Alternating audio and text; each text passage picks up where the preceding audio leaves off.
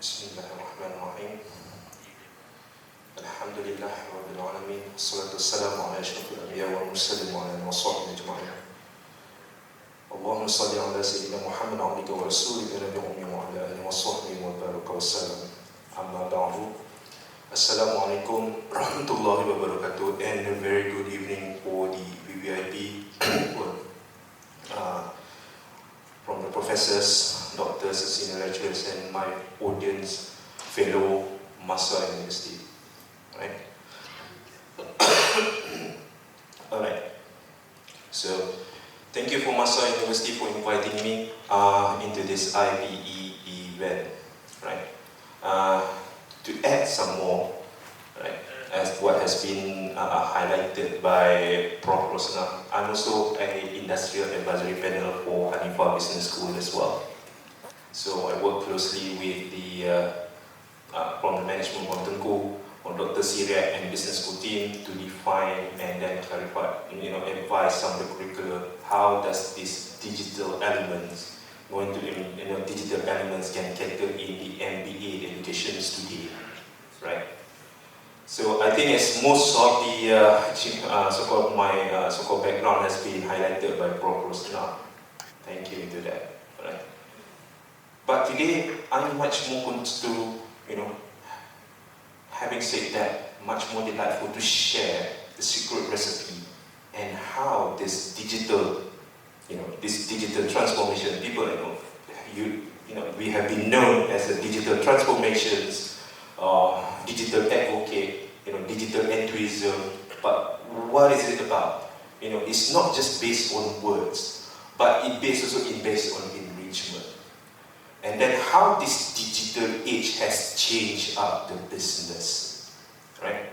You transform it now, okay, fine, you transform in 2020.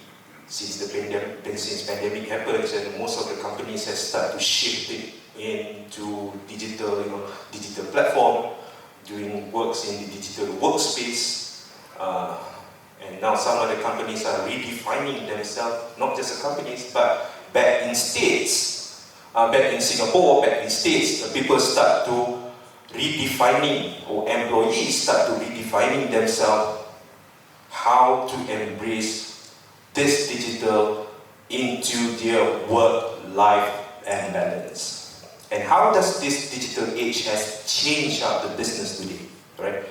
So the digital age has altered how the business market their products as well. And then it has a large completely altered and playing a field, an active field, so the company have to tailor their strategies to reach their customer. Means that they enrich of the business and digital, and then try to,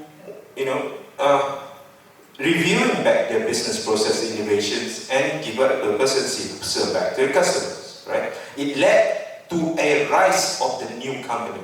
But in many ways, most of the companies, most of the traditional companies try to transform themselves. And then some of them feeling that it made it much more difficult, right? I will share it with you later. Why does it difficult? Is it because of the technology? No, technology is just an enabler, right? And then it make it much more difficult to succeed for those traditional companies, right? For example, if you look at here, right? The 4 pillars of how this technology have changed up the landscape. For example, right? You have a speed of markets. It focuses on sales with robust social media marketing strategy. And sales drive success any business of the enterprise. What you need to know is, know your target audience, communicate with the customers, create consistency with the 360 degrees online presence, and hold a bootcamp to train your staff as well. That's how you go for the speed market. Make up a product. People start to look into the smart product, service innovations, right? Product as a service nowadays, and connected products. And the workforce of the future, this is most vital. I was appointed as an industrial advisory or industrial skill development framework and an advisor for HRP Corp. In fact, I have a meeting on tomorrow, 9:30, on finalizing the talent for AI. How do we reshape the AI economy? How do we reshape the skill force and the talent for the AI itself? It's not an easy part. You can write out a piece of paper, make it as a blueprint, but to implement it, to execute is another story. Because if you look back into our SMEs environment, in the country, some of them, SME, they are not ready yet to embrace AI. Yes, they buy the application, they subscribe the application, AI, and etc. Right? But it's mainly purpose to get, let's say, a fancy dashboard and results. But for them to develop that in-house, right, it's going to cost them. And how does it going to justify the return of investment if they want to invest in AI? For the large company, for the GLC, GILC, MNC, it's not an issue.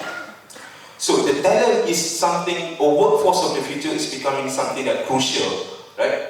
Because if you look at a global concentration on talent, concentration on engineering talent, they are focusing on how to apply this hybridly, to have this hybridly from the engineer, how to transition themselves to a digital advocate, right? And then if you look at the new economy, you have many digital platforms, social media collaboration, IoT, security imperative, and ecosystem that complementary the offerings. So in the nutshell, the changes in the technology landscape, the most of these elements have changed and influenced how the business have been run today. Right. I'm not going to show much more into the statistic, but it shows that and it's driving the digital reinventions of the industry. 6.5 billion, so numbers like 12.5 billion, 58 billion, petaflops and exabytes of it, 119 right, exabytes of the data, right? This has been forecast by the IDC itself, right? So there's a number of statistics out there that you can get, but the key message is this demand has been evidently become a driving force for the corporate, for the organization, for the business entity to reinvent their business model. So the talk today is pretty much more focused how you want to innovatively collaborate to reinvent or revisit your business process, right, and apply these digital tools on it, right? So, right, how do we define we are right now? We have defined it back in 18th century, Industry 1.0, 20th century is Industry 2.0, the 3.0 is 1970s to 2016, and we are at the 4.0. Right? Even in China, if you look at it, Eastern, most advanced East country, East superpower, like say China, Korea, Japan, they already define themselves into Industry 5.0. We are at 4.0, right?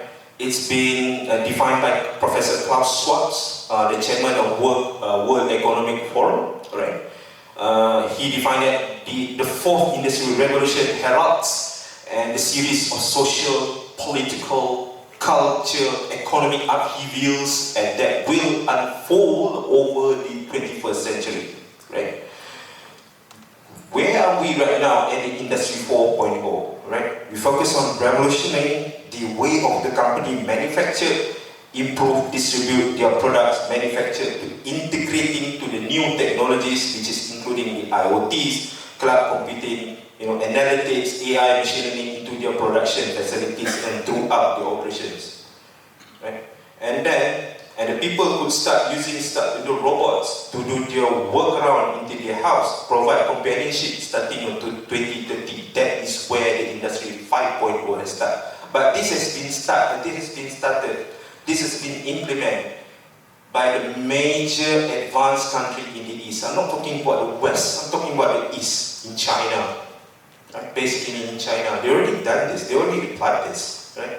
And then we as a human being, we as a people, could live in the matrix like virtual world by 2045. Not the Matrix and the movie, you start to depict so-called with the good CGI and so on. But the Matrix, like virtual, is everything we do, how do we connect as a human, will be virtually connected. 100%. By the VR, by the augmented technology, you don't have to travel. Now, in today's world, we don't have to travel far away to have the meeting. We can have it through video, Zoom, right? Teams, Google Meet, and etc. Right? But effectively for 2045, the whole world will be interconnected throughout the virtual reality room. Right? Let's leave that out for space. Right? I just want to point out where we are right now. We are at the Industry 4.0, which is we have a cyber, physical, production, system intelligence, machine learning, and etc., big data analytics, augmented reality, and IoT. This is easily to be picked where is the journey is, and then 2050, as I mentioned, Industry 5.0. But our country in ASEAN is still at the Industry 4.0. We still at the entry stage, or at the pre-entry stage to enter the Industry 4.0, or to revamp ourselves into the Industry 4.0. But maybe a slide. But how to implement it is a crucial question. Right? So, what is the Industry 4.0? Now, I'm zooming I'm start to zooming from the bigger space, from 30,000 feet, go to the 20,000 feet, go to the 10,000 feet, and now I'm going to focus in what is Industry 4.0, and then how we're going to invent or revising the innovative, the business process by adopting the Industry 4.0, or what we call it having a digital transformation in it. Right? How do we define Industry 4.0? How do we define that? Well, in IR 4.0, you need to understand where you are starting positions. Before you can move forward to Industry 4.0, you need to have this adoption. You need to understand to focus on Industry 3.0 first. The 3.0 focus on electronics, business, and manufacturing, right? So you have the 3.0 first.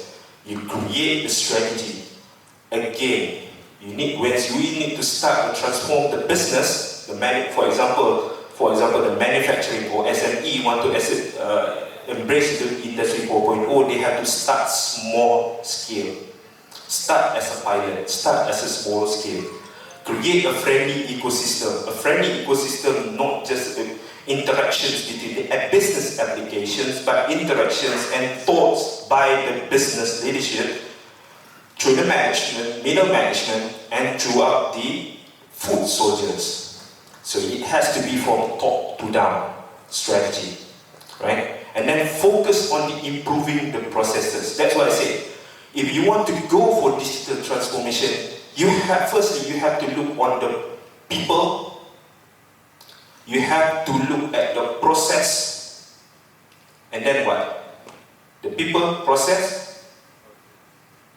So, the people, process. Is it technology? No. I disagree with the people, process, and technology. But the people, process, and purpose. Why you need to improvise the business processes? There must be a purpose behind it. There must be a purpose behind it. Is it the requirement? Is it the demand from the market? Or is it the demand from the ecosystem itself? Alright? So, let's take a look, zoom down, alright, into the framework that goes well to business model innovations. For the SMEs, for the industries, right, if they want to venture into this IR 4.0, transform the way the business, that how does it work and how does it move. So they have to stick into framework or an abstract, right? Academic, they call it an abstract because model as an abstract. But in industry, we call it as a blueprint or the framework that or ecosystem that they have to play in or play with, right? They have to focus, firstly, you look at the smart connected product that create a new experience for the customer. For example, right, create a smart connected products via the social media, via the apps, via the mobile apps that creates to the hearts of the customers, right? And secondly, they have to look at the continuously loop product life cycle. Continuous loop product life cycle is about collecting and leveraging a product innovation, engineering, manufacturing services, and usage of information throughout the product life cycle, right? From the concept, from the start, beginning of the concept of the product to the disposal, right? Why do they need this? Why do we need this? It is to gain the faster time to the market. We need to estimate the faster time to the market and to improve a product impact when it reaches out to the market. And plus to drive the manufacturing, for example, manufacturing and other services, right? Regardless of manufacturing, it can go to other extent to other services as well, or other sectors as well, with the service efficiencies, right? And then they have to look into the reinvestment operating models.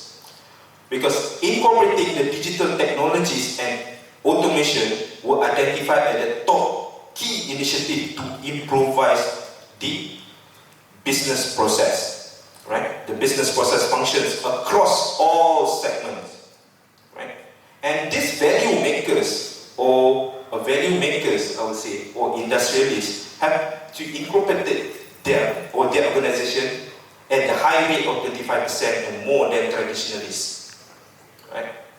That's why we can say that from time to time, startup or that funded by the venture capital, they make, I would say that 25 times or 25% or 50% more successful rate than traditionalist business, right?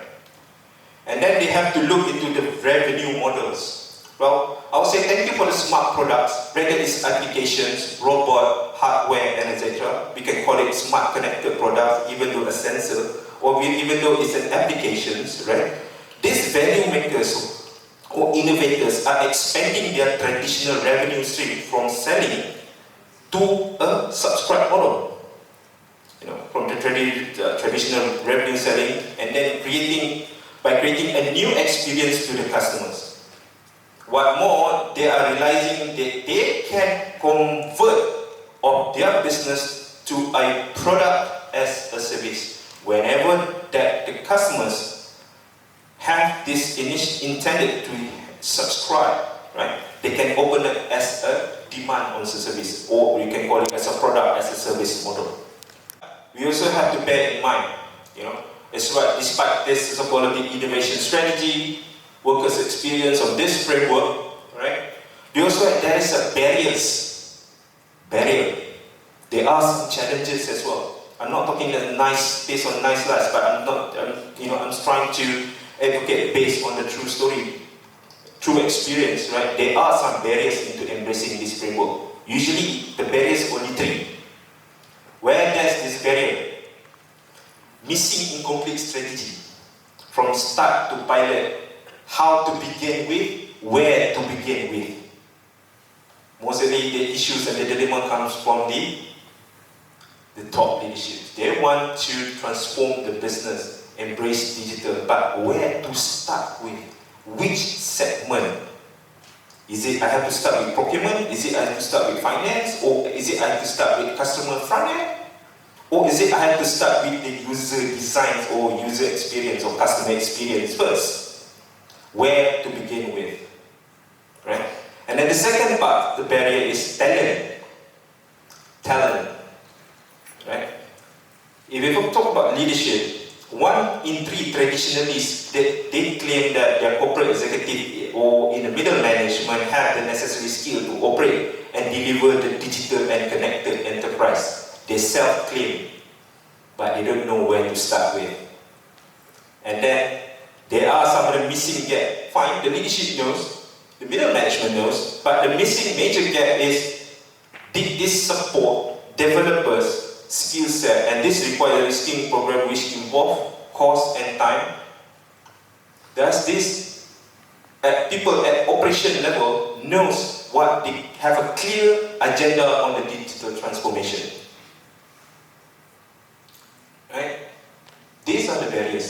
barriers. And then once the operational level or the foot soldier level have these missing gaps, how to implement, how to do it, right?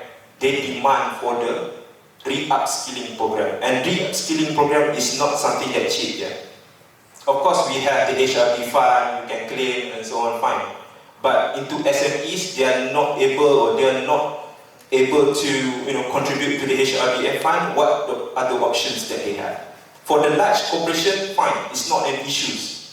But sometimes we can find a reluctant pushback from the foot soldiers as well. Because of simple, there is no clear strategy from the top. Right? Because of this because there is no clear strategy and missing gaps on the talents, you require a major reskilling.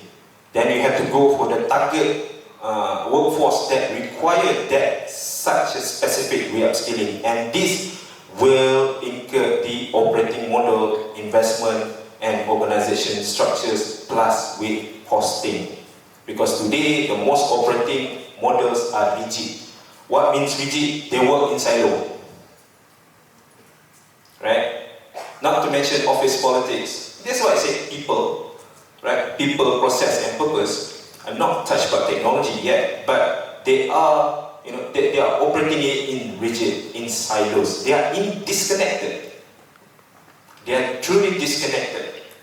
I'm not just judging by all SMEs or all large corporations, but in some cases, throughout my experience when I was with the EY and DXC, leading the analytics portfolio, I can find that even though from the large corporation back in Indonesia, it's a power utilities corporation, there are some disconnecting from the environment of the production control or engineering to the procurement. They are disconnected. I was saying that if you are too disconnected, how the procurement define that from each, during the plant shutdown, how did the procurement going to process all those, the replacement equipments that needed? If the engineering department is not clear about this, or the operation, engineering operation is not clear about this, right? What if they order a wrong specs? But it's not catalogued by the procurement. You can imagine that. There are some disconnected. Fine, we leave that experience behind, right? But in a nutshell, there is as I said, an organizations, right, that requires the demand of this analog world. There still are. The organization works in analog world. And digital, if you want to embark or embrace into this digital, it requires agility in operating model that associate to organizational structure to incorporate the change in the real time. That's why I say you have a people to change the mindset. You need to reinvent the process, but to complete those two, you need to have purpose. Why do I need to talent the skill set and the purpose to reinvent the business model? Then technology will come to an enabler part. Then you can see the whole ecosystem works efficiently. Right? Fine. I have highlighted the bigger pictures, the challenges, the so-called where we are, the framework, but how to start with? How to start with? It's a practical. This is something that they don't teach you in Hanifa Business School. Okay, how to start with simple. Usually, it has to start with the design thinking workshop. This is how we start, right? You come to start with envisions, the program strategies, right? You start to come, and then you lay out to the brainstorming. The program strategy is how to initiate this, how to enforce this, how to gather, so-called a group, or to assign a group to do or to revisit, to give them the task to revisit back the invention or reinvention or revisit, what you can call that, or re-envisioning back their business model, or even comes in a certain situation, re-envision back their business strategy, right? And then they have to, within the group, they have to start brainstorming, right? I have supposedly an experience whereby this is with Singapore financial institutions. I can reveal it. It's a DBS bank, right? They want to go for the digital banking, even though they have far more advanced than supposedly one of the regional bank in Malaysia, right? That's the DBS bank, you know. They want to envision this fintech, and this even did during 2019, before the pandemic. They want to invest into this fintech, and then they serious them about it, right? Because the government of Singapore, the monetary authority of Singapore, give them a highlights or a green light to go explore into reinventing their business model, right? Including people, process, and purpose, right?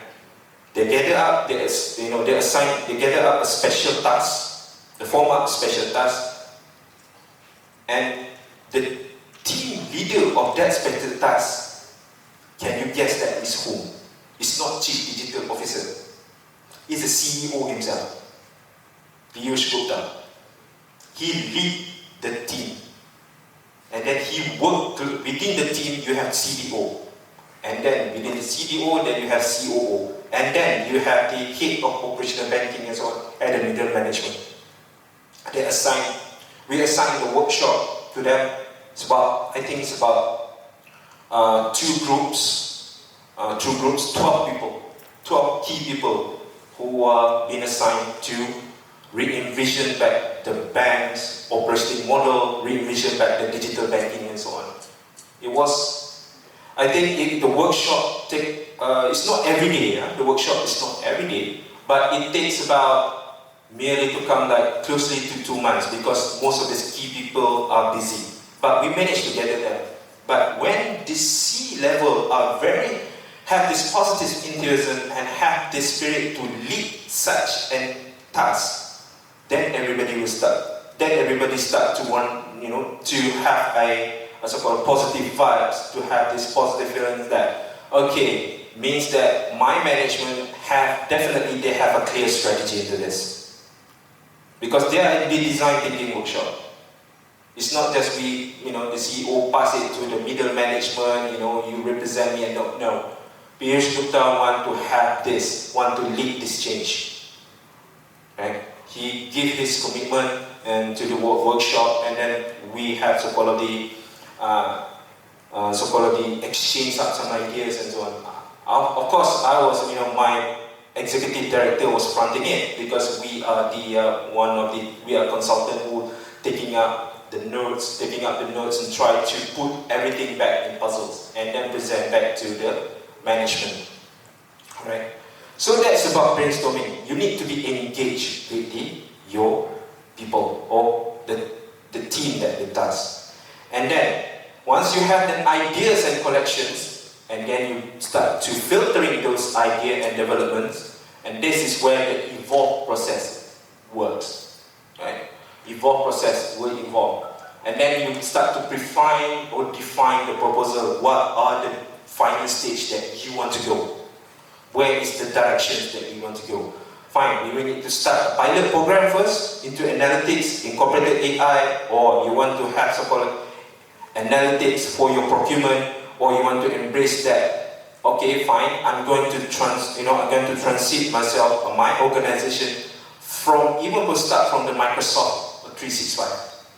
For Microsoft 365, I want to move it from traditional Microsoft on-prem, I want to go for Microsoft 365 based on the cloud, or I will need to start and back to the cloud journey. This will be defined from the proposal stage. And then they will present it to the board. They have an evaluate team. The board, the senior management will have to go through this idea, get approval from the board, and then the project start. You see, this is not the technology. This is about people.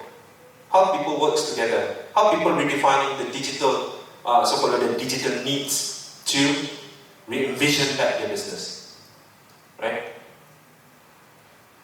So, if you want to usually start to revisit the business process, I will always start with Six Sigma. Because Six Sigma, in the services manufacturing line, even though in the procurement, even though at the processes, engineering processes, even though at the so-called power utilities, it works well, it dwells well. Because that is my experience from. I can't speak with from the industry that I'm something that is not clear, because my background is pretty much more in energy, oil and gas and utilities. But from the Six Sigma point of view, from manufacturing, from energy, power utilities, business process, it dwells well, right? Because you have to start to define what are the projects that you need to finalize up. Then you measure, identify the measure, and then you develop the measure and develop and test, right?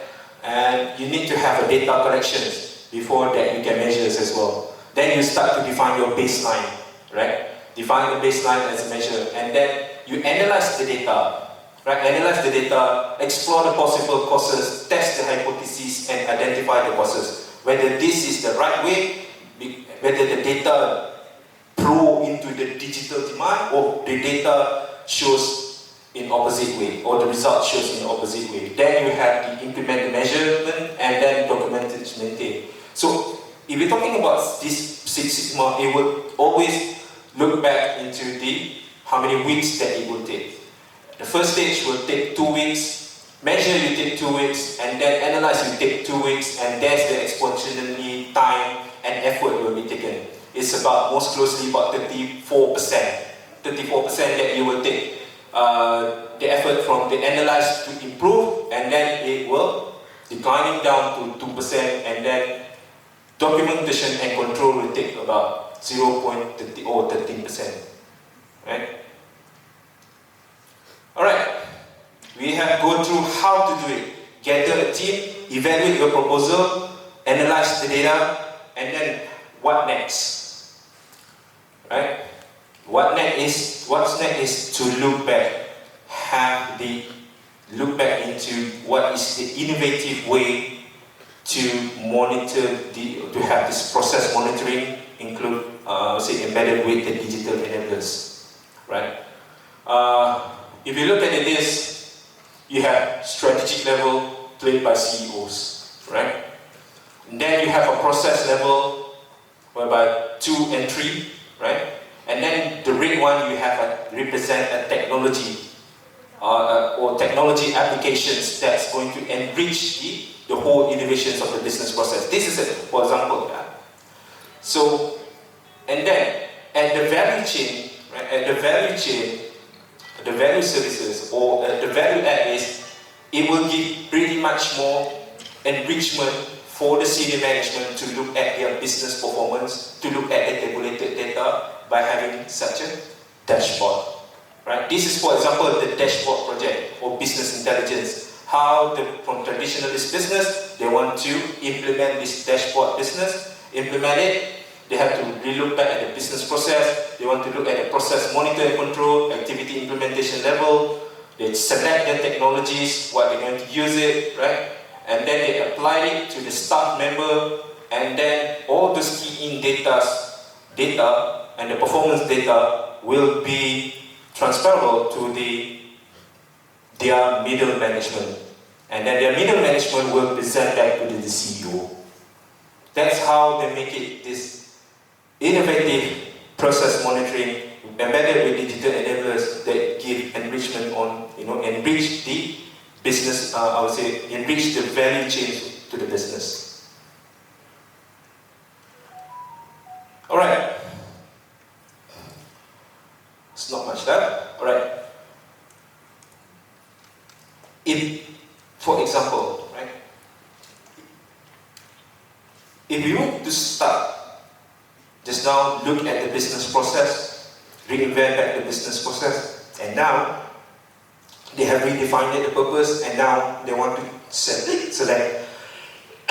which is the technology is the best for them. Let's say this is an AI. They want to implement an AI technology. How do they start with? Right?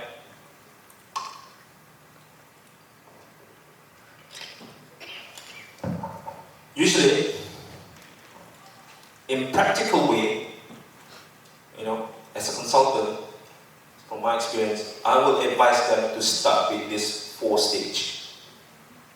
If you look at the X and Y, you have the performance impact, and then you have a transformational stage. Right? First of all, if they want to embrace into AI or data analytics project, right, they need to have to redefine where is the area of improvement is. Is it procurement? Or is it from the CRM, customer CRM portal? Or is it the customer data that they want to define? Or is it from sales? Is it from transactional values? Or is it from the so-called payment process? Right? Is it from the account payable? Or is it from receivable account receivable? Right? Is it from the financial perspective? So they need to redefine where does this analytics and AI, for example, going to play a vital role with. That means they need to start with the improvement areas.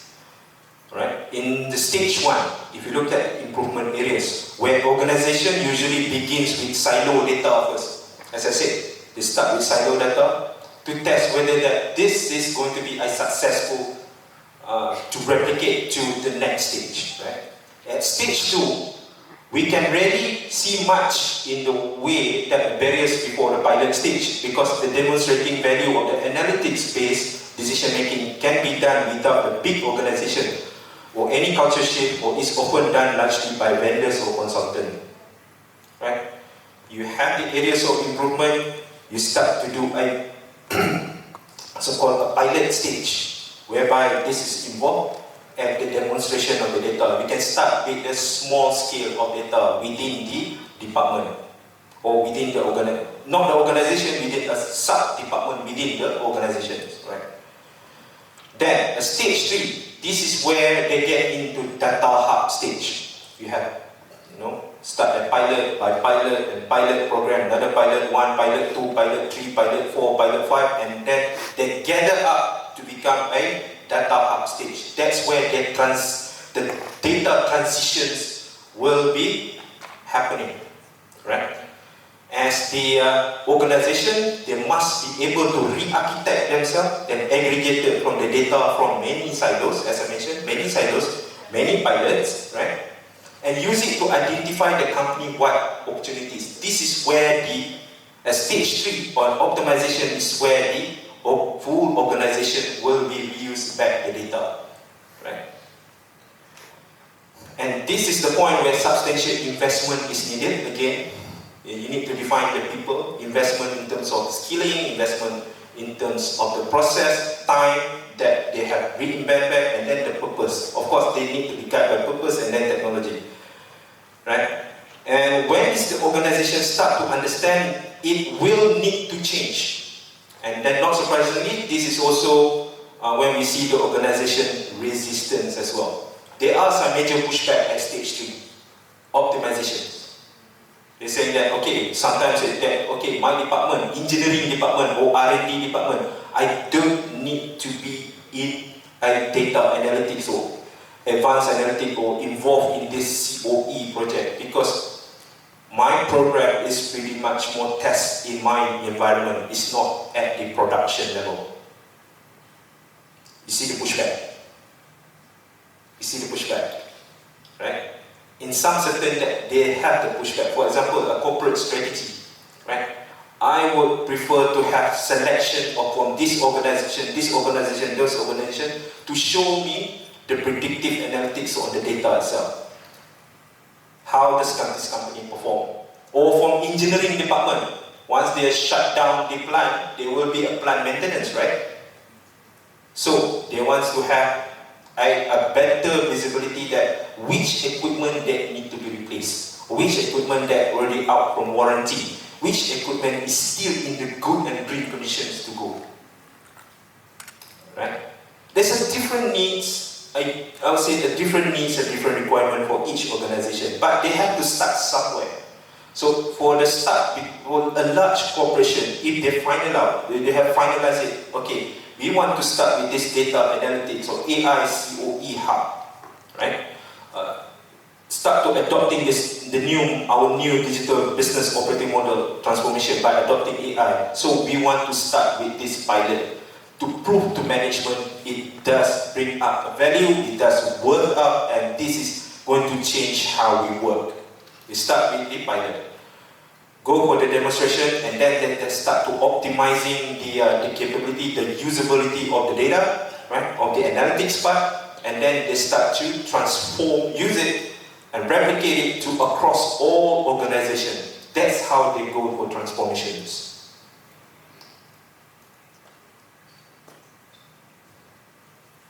Right? At this stage, include intents at the final stage. They will include instance, the interoperability across all departments, cross-disciplinary capabilities built in, going from data analytics to AI factory, right? It's an ongoing journey. Transformation is about this ongoing journey in the building AI skill set and capability from capabilities from you build, operate, and transfer. What we call it in the industry, we used to call it BOT. Right?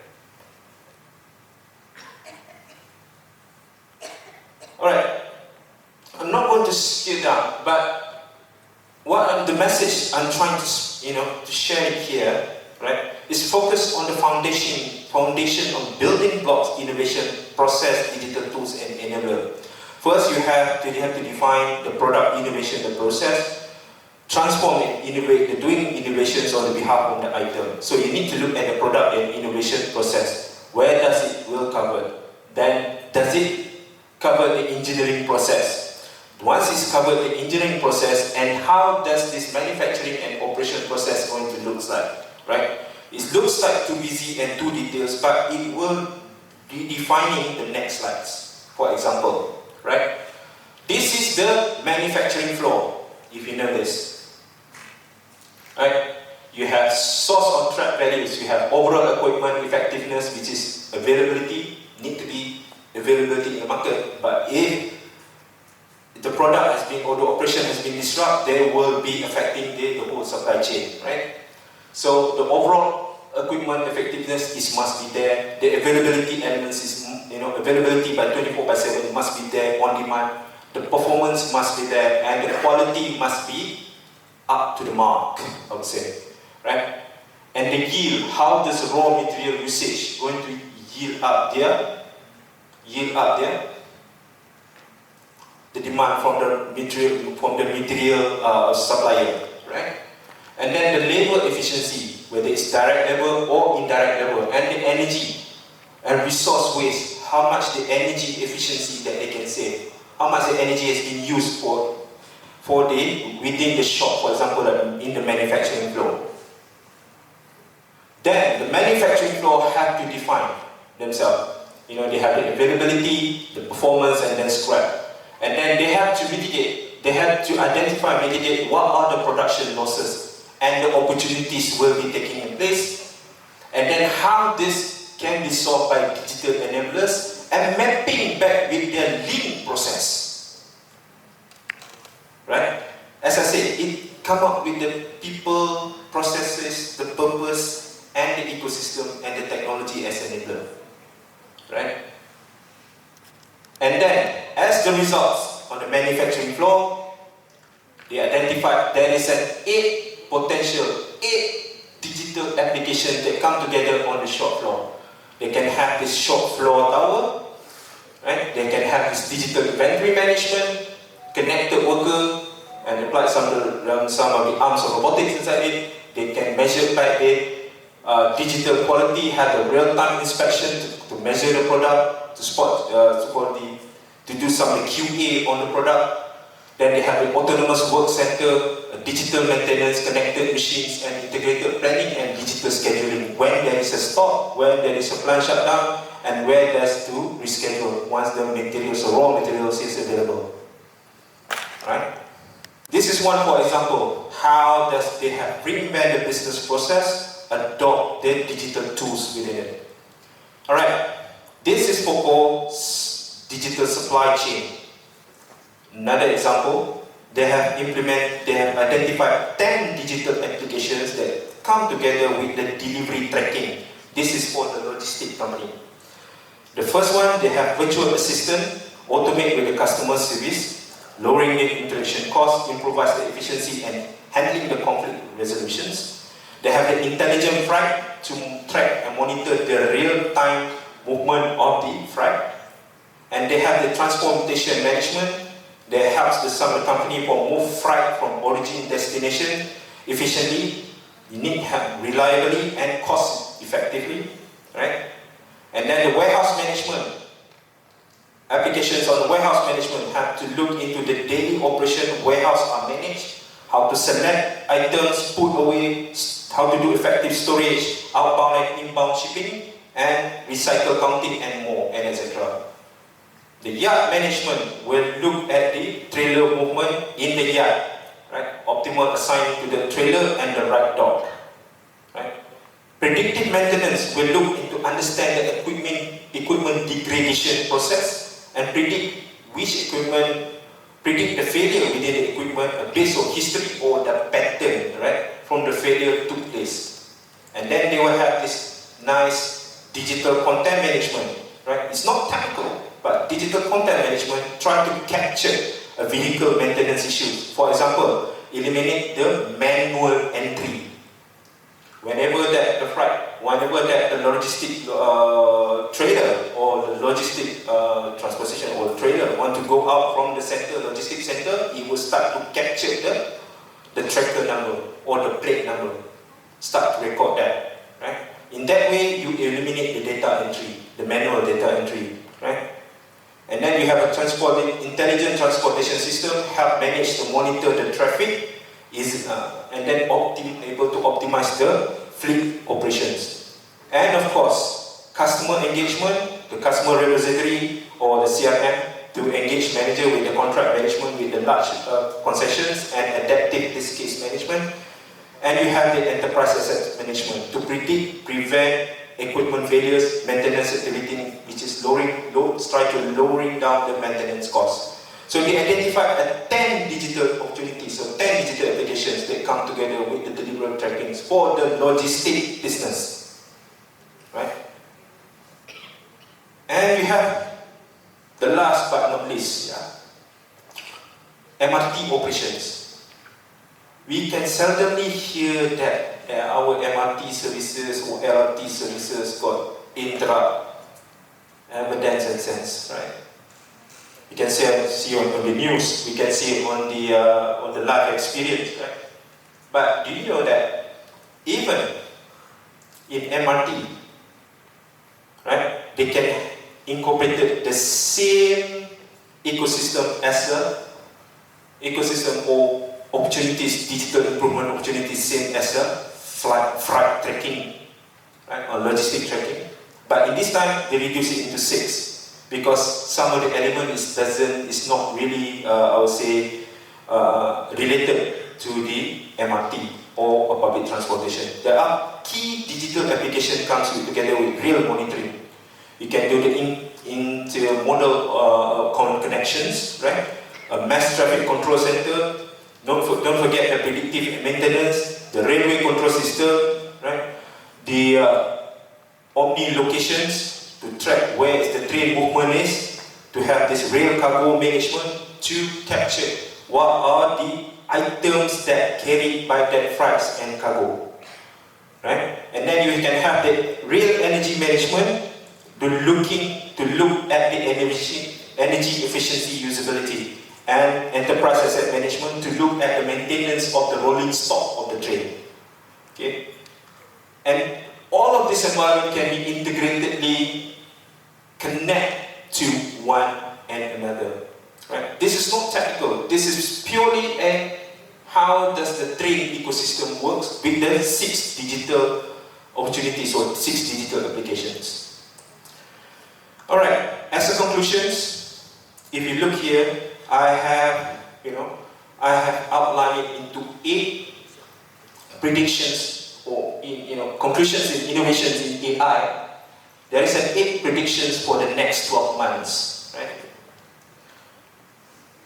More and more startups company has rise up. That's no offense over there, right? But if you look into East, the major Chinese companies, as Zhenjiang Holdings is located in China, has made a huge significant research breakthrough, right? They start to venturing every possible AI project, and if they find out there is a company to acquire, they will start to acquire, even though for the White Knights company. White Knights mean the Western company. This Zhenjiang Holdings has a lot of capital capability. If they find out the project is suitable for them and benefits for them, they will straight away acquire you. Right? Acquire the startups company. Back in UK, DeepMind has a breakthrough result successfully applying this reinforcement learning, how to play with StarCraft to make sure that the governance in AI, governance, the pattern of behavior, or the governance of the game strategy is being complied. By the way, DeepMind Learning is a spin-off company from University of Cambridge. Right? It's owned by Cambridge University. And we see that deep learning continues to dominate the discussion, major alternative appearing. Even though it goes to the OECD countries block, they start to have the major, massive acquisitions for the AI company, right? That has a valuation more than 100 million, right? And Chinese and American headquarters technology made this acquisition, machine learning based in Europe. Of course, they start to looking at the Europe as the potential or the market size of over 5 billion. And last but not least, a major research institute in those that start to refraining publishing a key work open due to geopolitics concern by using AI. AI in defense, AI in ethics, AI security and privacy concerns, right? And these issues, 8 issues, is not just 8 issues, but it is more. But I can see the major innovations that will be taking over the next 12 months, focusing in AI. How does this going to be changed and influence the way we are doing business? Right? For the next 10 years, it's not going to be the same again. The traditionalists will be phased out if they are not, they don't have this positive vibe to change. They're not endured to change. And the new, and you can see that the new startup will be rise up, will take over this MNC. Or if the MNC or technology companies such as big giant technology companies, if they're smart, they start to look to acquire some of these startups, AI startups, right? Because the market size in Europe is 5 billion, but over 5 billion. But if you look at Asia itself, right? Asia itself, it's, I would say, largely sized up more than that. Even though when I was with DXC, I had acquired 2 startups, influenced the board to acquire 2 startups in Singapore. But we look at the so-called revenue must be at more than 20 million. Must be more than 20 million as a turnover, right? So that is how the technology is going to change our lifestyle, the business in the next 12 months. I said it will be next 5 years, the new technology will come. But remember, in terms of innovating the business process, it has to come from the these three elements: people, process, and purpose. Then you will have a technology as enabling your new business model. Alright? That's it for today. Hope I'm not taking the time too much. And I'm open to the questions if you hope from the fellow audience. Thank you, Dr. Mohammad. I'd like to invite Mr.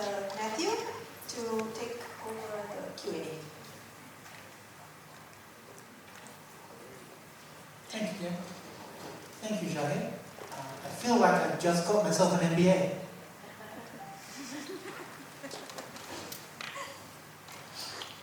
Well, again, this presentation is mainly it's been delivered in non-technical terms.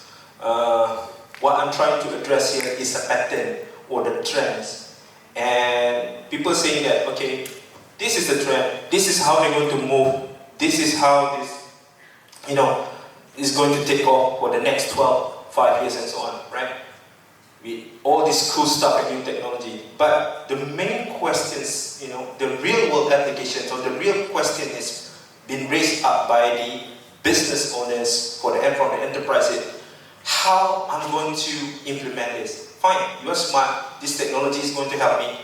How I'm going to implement it? Now, I have given you the recipe that usually how this technology advocates or consultants implement those solutions, or implement those,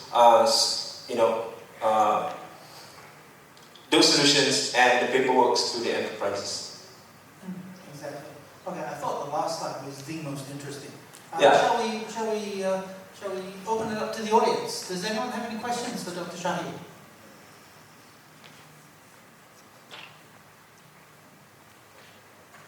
Yes. Okay. Ashraf. Just a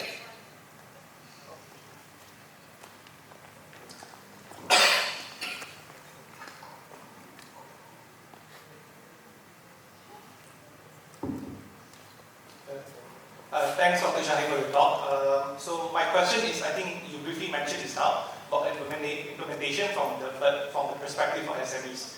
So I think from what you said, I think digital transformation is a concept that's commonly understood among large companies, especially because they have the capital to invest or to make this happen.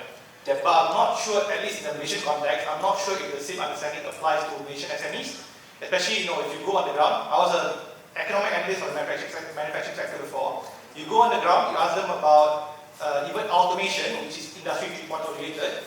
They'll say it's expensive and we can't do this, blah, blah, blah, blah. You look at the Bank Negara's SME automation fund. Last time I checked, it was only 30% of it was only tapped. The reason I brought up SMEs is because if you look at the latest economic census data, they account for 95% of business establishments in Malaysia. You correctly pointed out that Malaysia is still on the entry of Industry 4.0. So for us to accelerate that move towards Industry 5.0, it's very important to have a thriving SME industry in Malaysia.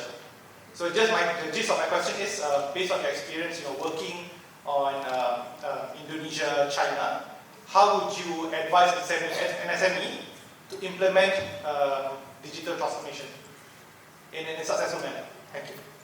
Okay, thank you. It was a brilliant question. Right. If we're talking about China and Indonesia, during my days with EY, DXC, I mainly deal with large corporations. They have budget, they have huge budget. Right? I can tell you one of the program with Chandra Asri, PT Chandra Asri is a petrochemical company. Right? It's a large petrochemical company based in Banten. And the head corporate office in Indonesia. They have so huge budget, even though they don't have to go for tendering process. We won the deal after two meetings with them, because they're seriously venturing out into this digitalizing their production control networks. Right? Fine, that's the technical parts. But the thing is, for the big corporations like in China or in Indonesia, whether it's in Asia, they have a large capital power capability because they are supported by the big investors. Right? For the traditionalist SME, they have to find it the ways. There are some, let's say in Malaysia, they have a grants, like from MTDC grants, right? But let's say in the Indonesia, right? There was usually once they want to entry, they want to break through the entry part, right? They have to define where is the best solutions to use at the entry level. The best mechanism is to start with pilot project, as I mentioned. Not up to the whole organization, but as a pilot project. Even though for the large corporation, they will start at the pilot project because they want to make it pilot project is justifiable sounds, right? Because it involves with money, huge capital, right? Then they will replicate that to the others department. For the SMEs, right? In Malaysia, there are several grants that been offered or being given to them. Right? Grant offered, there is a grant, is ready, right? But it depends on how the proposal looks like, right? And if they're outside from Indonesia, outside from Malaysia in ASEAN countries, right? As per se, they have to start. Usually, I advise them to start with the breakthrough entry. They have to start with the pilot project. They have to start with, in terms of the capital, like say 300,000 or 200,000 USD. As a startup to break through and see whether this will become a next catalyst to them. Right? They have to start somewhere, but as a pilot project. But not once the pilot project is successful, they will start to replicate that to another next department, and entire organization. But as I said, transformational is a journey from the data analytics, from the raw data, going to the AI factory. Means that AI factory means that the whole organization is going to make use of these AI solutions. But again, you have to start somewhere, which is they feel that so-called vital and crucial department that need to transform. Okay, thank you. Alright, does that answer your question? Alright, good. Any other questions from the audience? Perhaps from the engineering faculty?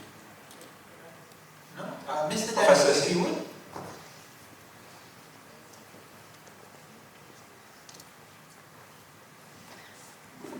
Good afternoon, Doctor. Good afternoon, sir. Yeah, I see that you covered quite a large area, and it's like what Mr. Matthew said. It's like an MBA class now. Thank you.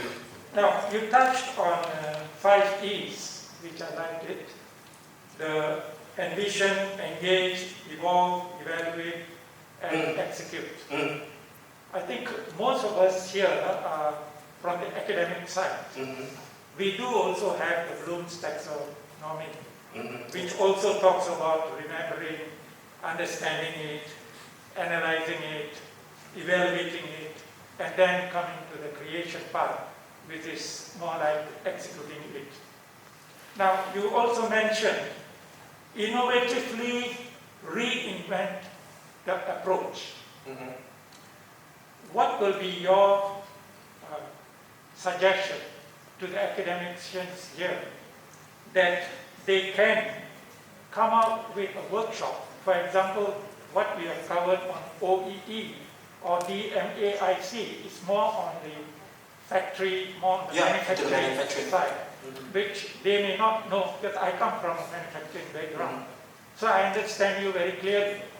But when you are talking about the academics, instead of having, let's say, a design thinking workshop, what type of workshop you think should motivate academicians to come up with this transformation?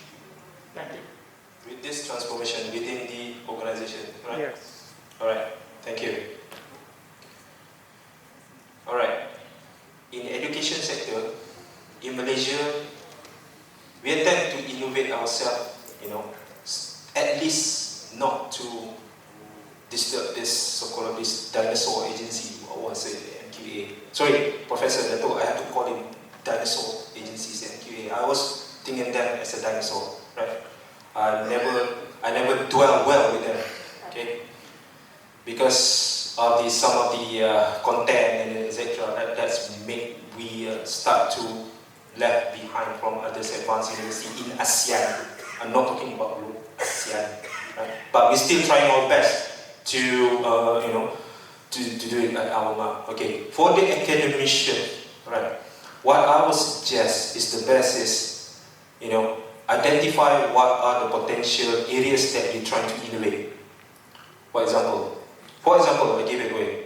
When I was with the Unimine, I was an academician full time at once, right? With Unimine, I was the Director of Research and Innovations. Right? I tried to work with my shareholders, which is Dynamic, right? And the huge budget and funding comes from Dynamic, because they are the driving force economy at that point of time. So, how do I do it? At that point of time, we don't have even though RMC. Imagine Unimine doesn't have RMC. It's a startup university. It's a boutique university, right? It's in Cyberjaya. It's a boutique university focused on digital technologies, but they merely to start up the RMC. So I gathered all of the PhD non-PhD academic staff to come up with this blueprint to look at where is the areas of their expertise they want to look at, right? Whether it's blockchain, whether it's analytics, cloud computing, etc., etc.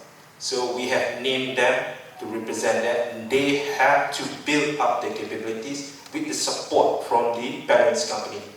So what I mean, we reskilling them, we send them to the online webinar, online training, and then we encourage them to write a paper. That's academician journey. But the true essence is what is the outcome from there. The outcome from there is, under my portfolio, I tried to be at least at the first year or 3 years, right? At least we have built this so-called the 5 million ringgit portfolio capability with a huge portfolio R&D capability, which backed up by subordinate. We try to less focus to the government grant, because we know as a private entity it's very hard to get the government grant, FRGS, mostly, and so on, right? That's to be clear, be factual that most of the grant will be go to the will be favored by the public universities. But fine, we find our own way, trying to find an alternative to build, to secure a grant from the industry, right? And then we build up the, we have again from time to time we have this design thinking workshop.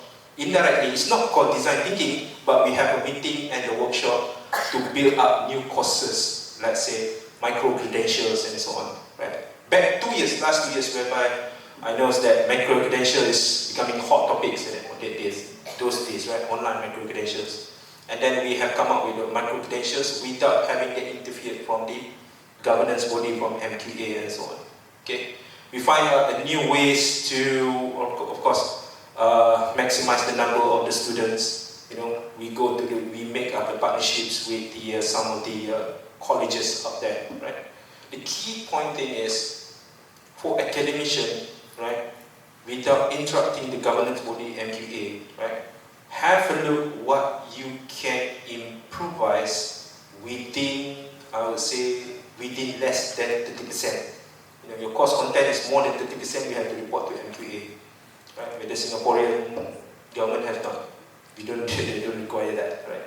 So make sure you can innovate within the 30%, right?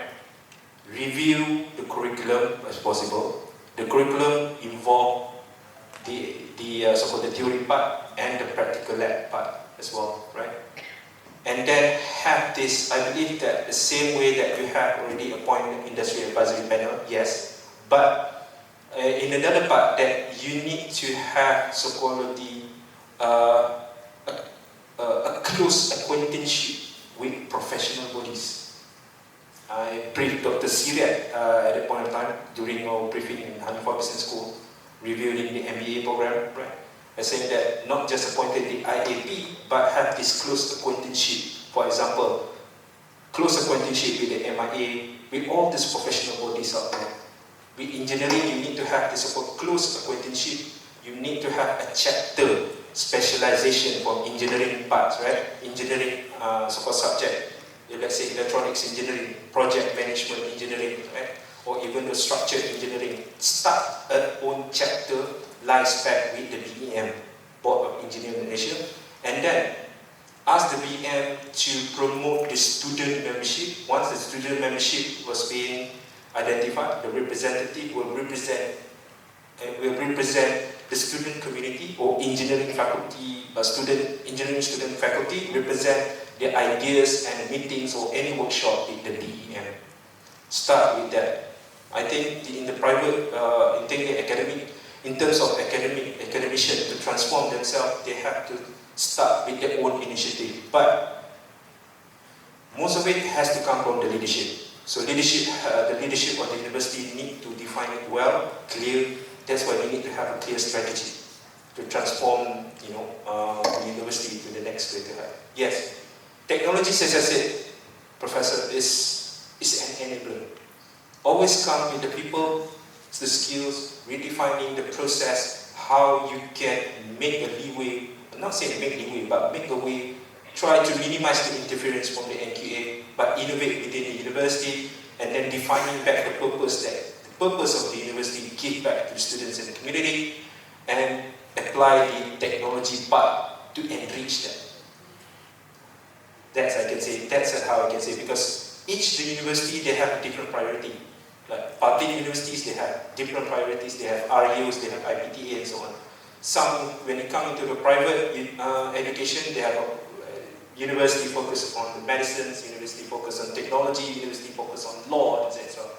But how to make them differentiate from the others is how they make a acquaintanceship with the professional bodies that actively, actively involved in the curriculum reviewer, right?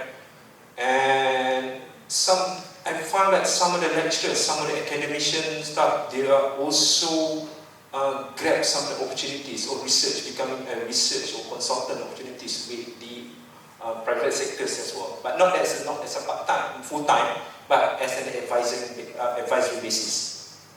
Start to have that. Thank you. Okay, thank you, Dr. Shahir. Thank you, Mr. Daniel. Are there any other questions? Yes, we have a question here from the audience.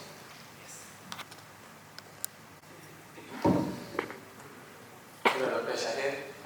Thank you very much for your wonderful presentation. I have questions where AI can be implemented in large businesses, but how AI can be applied in small businesses, because due to this COVID, it affects the business progress and everything. Small businesses are still suffering. How can they invest in machine learning? How can they apply AI to progress further as a beginning to implement AI? Thank you. Thank you. It's a brilliant question for the small businesses, right? Okay, for the small businesses, they are not as complex as large corporations. It's much more easy to implement for the small businesses. This, as I said, is not complex as a large corporation, right? Why do I say so? It's a direct entry anyway for the small corporation or small SMEs, right? We still suffering in the COVID and etc. Yes, right? They have to look into which is the key priority area in the SMEs, right?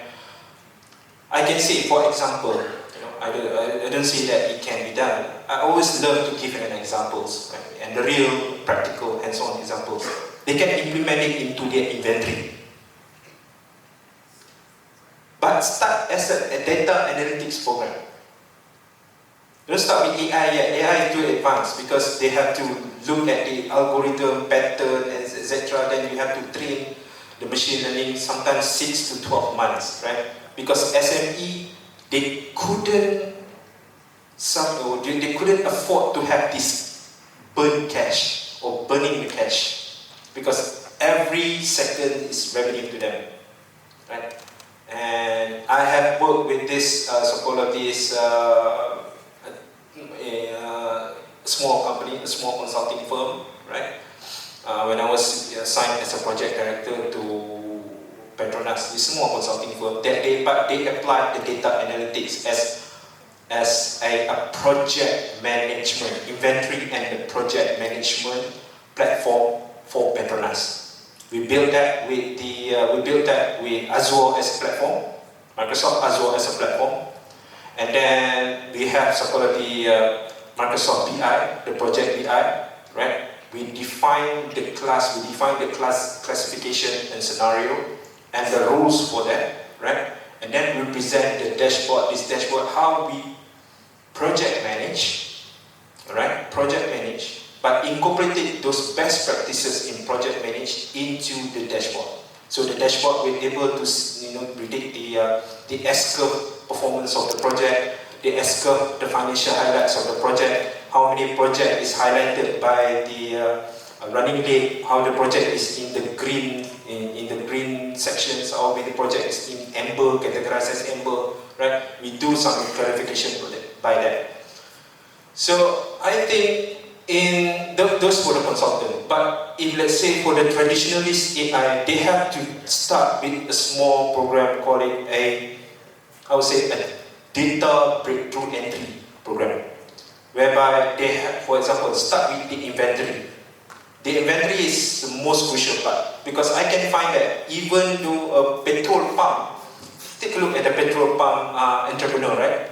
They have a massive, they have a kind of problems that how they can predict this oil, you know, this petrol oil going to be done, going to be finished, out of stock. That's the question. Because from my observation, from last Hari Raya, you know, most of the travelers, when they go to Balik Kampung, most of the travelers suffers, travelers when come back to KL, they suffers the out of stock of the petrol consumption, right? So out of order, out of stock. So perhaps, for example, like as SME, retailers, they can start with that ideations and program to identify, to do some predictive analysis, analytics part. I don't call it AI, but predictive analytics part as an entry to identify the so-called the barrel stock, how much they have left, right, in the petrol pump stations. Right? The same goes to the inventory parts on the account. They have a lot sets of data. They have unstructured data, a lot. Some from invoice, come from the paper and etc. But how to make them paperless? Right? You can't have this entry key in so on every day. Right? You have the data, but how to transition those data? Right? They can start with small project, enter those data, have a pilot project, enter those data into the predictive analytics platform to see that how does this predictive analytics play a vital role in their procurement environment. They also, every SME have their own procurement. Right? They can start with the inventory and the procurement to measure the stock, how many stocks that have, how many stocks that left, how many stocks that need to order, how many stocks is already obsolete and outdated. Right? So they can start with a small program as a data breakthrough program. Data analytics or breakthrough program. Remember, this is a journey. It's not that, you know, you can implement it today, tomorrow you can claim success. You can claim a success story. And always remember, when it comes into journey, they have to re-envision where they want to be in the next 3 years for SME. Because SME is easiest part to break through in, because not complex, easy to break through. But of course with the right budget as well. Okay, thank you, Dr. Shahir. I actually entered into this talk just wanting to know one thing. Will transformative AI end with the singularity or with Skynet?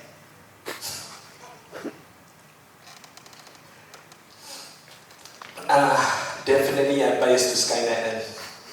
Okay, and that's all we have time for today. So let's wrap this up. Thank you.